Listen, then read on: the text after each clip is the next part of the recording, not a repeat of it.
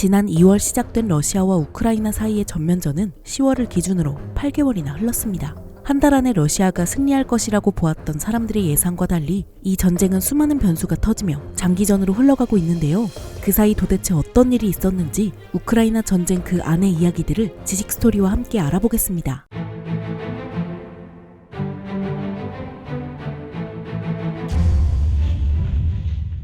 안녕하세요. 지식 스토리입니다. 많이들 아시는 것처럼 러시아는 2월 24일 크게 북쪽, 동쪽, 남쪽의 세 방향에서 우크라이나를 전면 침공했습니다. 2차 세계대전이 끝난 이후로 77년 만에 나타난 유럽에서의 대규모 전쟁은 전 세계를 경악하게 했죠. 게다가 미국에 이어 세계 2위에 달하는 러시아의 군사력에 우크라이나가 제대로 대응할 수 있다고 본 사람들은 거의 없었습니다. 특히 러시아 군대가 출발한 벨라루스 국경에서 불과 100km도 떨어지지 않은 우크라이나의 수도 키이우는 정말 바람 앞에 촛불 같은 신세였죠. 설상가상으로 키이우와 벨라루스 사이에는 드넓은 평원만 펼쳐져 있었기 때문에 군사 전문가들도 키이우가 72시간 이내에 러시아군에게 함락될 것이라고 말했습니다. 그리고 그 예상대로 러시아 기갑전력은 벨라루스와 우크라이나 사이의 국경을 넘은 지 하루도 되지 않아 키이우 외곽에 진입했죠. 그런데 이때 놀라운 일이 펼쳐집니다. 전쟁이 발발하자마자 우크라이나군 지휘체계가 큰 혼란에 빠져 무너질 것이라고 본 러시아의 예상을 뒤엎고 대통령인 젤렌스키는 물론 총리, 국방부 장관 등 우크라이나의 국가 수반부 대부분이 키이우에 남아 재빨리 군을 통제한 것인데요. 러시아의 침공으로 전 세계가 혼란에 빠진 와중에도 이들만큼은 침착하게 대응하며 결사항전의 의지를 보여주자 키이우에 남은 시민들도 자발적으로 예비군 동원소에 찾아가거나 도시 외곽으로 나가 방어진지를 짓는 데 힘을 보탰죠. 이러한 민관군의 협동으로 우크라이나군의 키이우 방어선은 점점 강화되었고 기동성에 집중한 대신 화력을 줄였던 러시아군은 더 이상 우크라이나군을 돌파하지 못한 채 재보급을 기다릴 수밖에 없었습니다. 결국 키이우를 3일 안에 점령한 다음 우크라이나군의 지휘체계를 무력화시켜 전쟁을 속전속결로 끝내겠다는 러시아군의 계획은 물거품이 되었고 3월이 넘어가도록 키이우 방면의 러시아군은 별다른 진전을 보이지 못했죠. 한편 키이우에서 멀리 떨어진 동부와 남부 전선에서는 상황이 조금 달랐습니다. 우크라이나 동부 최대의 공업도시인 하르키우는 나름 잘 버티고 있었지만 러시아군은 군대를 나누고 하르키우를 우회해서 그 아래 돈바스 지역에 있는 우크라이나군 주력을 크게 포위하려고 했죠. 게다가 크림반도에서 시작된 남부전선은 우크라이나에게 더욱 불리하게 돌아갔는데요. 러시아군은 순식간에 크림반도를 넘어 서쪽의 헤르손, 동쪽의 멜리토폴 방향으로 진격했습니다.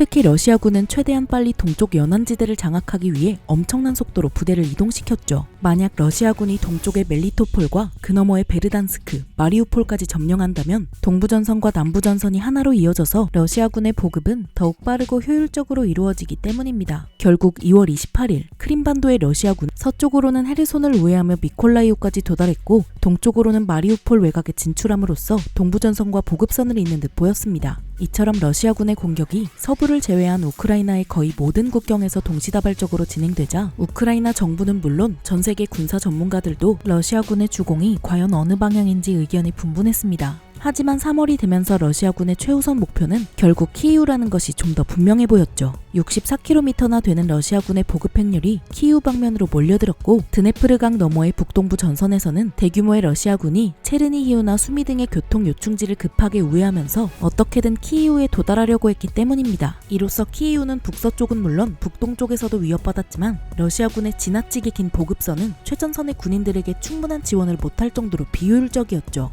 결국 드네프르강 동쪽에 있는 브로바리시 외곽에서 우크라이나군은 러시아군의 공격을 손쉽게 막는 등 러시아군의 공세 능력은 이미 끝을 보이기 시작했습니다. 얼마 지나지 않아 러시아군은 재정비를 마친 우크라이나군의 반격을 수비해야 하는 상황이 되었죠. 그리고 이들의 예상대로 우크라이나군은 곧 키이우 북서쪽에서 대대적인 반격에 나섰습니다. 3월 말이 되자 아무것도 하지 못한 채 전선에서 버티고만 있던 러시아군은 결국 키이우 방면에서 완전한 철수를 결정했고 키이우는 러시아군의 위협으로부터 훨씬 안전해졌죠. 이처럼 우크라이나군의 키이우 방어전은 마무리되었으나 우크라이나군이 러시아군을 직접 섬멸한 것은 아니었기 때문에 키이우 방면의 러시아군은 곧 동부전선으로 재배치되기 시작했습니다. 한편 동부전선의 상황은 실패로 끝난 키이우 전선과 크게 달랐는데요. 러시아군은 이미 3월 초부터 쿠판스크, 스바토베를 점령하며 동남쪽의 우크라이나군 주력을 압박했고 꾸준히 서남쪽으로 이동했죠. 만약 이대로 멈추지 않고 진격한다면 남쪽의 자포리자 방면에서 올라오는 병력과 합류하며 동부전선의 우크라이나군을 크게 포위할 수도 있었습니다. 그런데 막상 크림반도에서 출발한 러시아군은 이러한 동부전선의 성과에 크게 못 미치는 모습을 보여주었는데요. 바로 초인적인 힘을 발휘하며 마지막까지 시간을 벌고 러시아군을 붙잡아둔 마리우폴의 수비군 때문이었죠.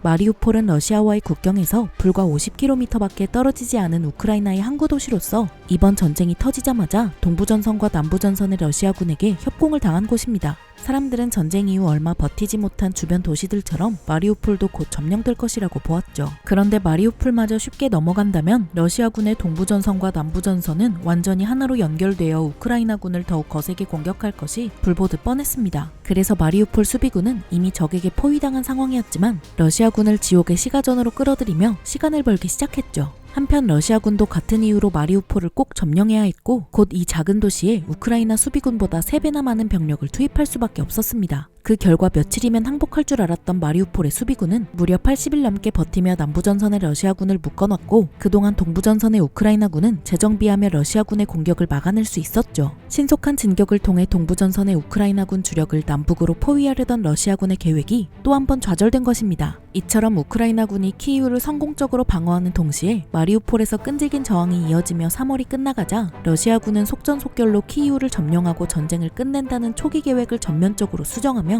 새로운 작전을 세우기 시작했습니다. 이미 우크라이나군의 방어태세가 굳건하여 별다른 진전을 보이지 못하는 동부전선과 마리우폴에 발이 묶인 남부전선 대신 우크라이나의 마지막으로 남은 항구인 오데사의 상륙작전을 펼쳐 새로운 전선을 만들고 헤르손 방면의 병력과 힘을 합쳐 우크라이나의 해안을 완전히 점령하려는 계획이었죠. 만약 이렇게 되면 후방이 불안해진 우크라이나군은 급하게 오데사 전선의 병력과 물자를 투입하느라 다른 전선에 신경 쓸 여력이 부족해질 수 있었습니다. 그리고 그 이후에 다시 동부전선에 집중해 돈바스에서 우크라이나군을 몰아낸다면 러시아로서는 나쁘지 않은 결과였죠. 그런데 이 계획을 실행에 옮기기도 전인 3월 24일 베르단스크 항구에 정박해 있던 러시아 해군의 상륙함 3척이 우크라이나군의 미사일에 크게 파괴되어 버렸습니다. 게다가 4월 14일에는 슬라바급 순양함이자 러시아 해군 흑해 함대의 기함인 모스크바함이 우크라이나군의 미사일에 맞고 침몰하는 등 러시아군의 상륙작전을 수행할 주요 군함이 대부분 전투 불능 상태에 빠지자 오데사의 또 다른 전선을 연다는 계획은 물거품이 되었죠. 오히려 러시아군이 상륙작전을 실행할 수 없다는 걸 알게 된 우크라이나군은 해안 방어를 위해 주둔하던 수비대 일부를 동부전선이나 남부전선에 재배치하며 전력을 강화했습니다. 결국 러시아군은 4월 내내 별다른 변화를 만들지 못하고 기존 전선에서 소모전을 이어갈 수밖에 없었죠. 전쟁은 어느덧 2달이 지나 5월로 접어들었습니다.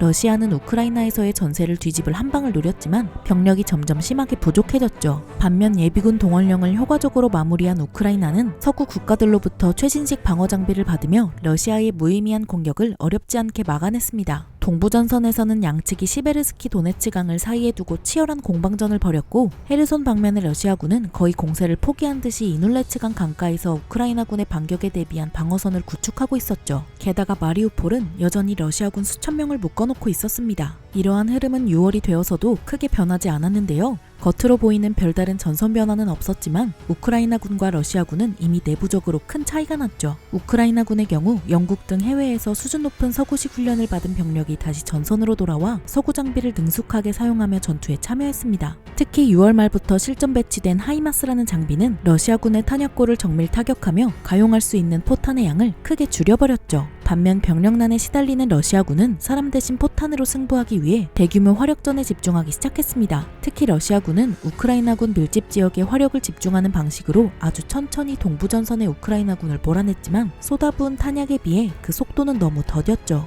한편 7월이 되자 젤렌스키 대통령은 여러 언론에서 공개적으로 헤르손 탈환을 강조하며 남부전선에 대한 반격을 예고했습니다. 실제로 우크라이나군은 헤르손 전선으로 가는 주요 보급로인 안토노브스키 다리를 크게 파괴하기도 했는데요. 물론 이 한 번의 공격으로 다리가 완전히 무너진 것은 아니었지만 우크라이나군은 그 이후에도 헤르손 주위의 주요 보급로를 지속해서 타격했죠. 게다가 동부전선의 우크라이나군이 아직 방어작전에 집중할 때 헤르손 방면의 우크라이나군은 실제로 러시아군 방어선을 여러 차례 돌파하려고도 했습니다. 이러한 배경으로 남부전선은 곧 누가 봐도 우크라이나의 대대적인 반격이 시작될 것처럼 보였죠.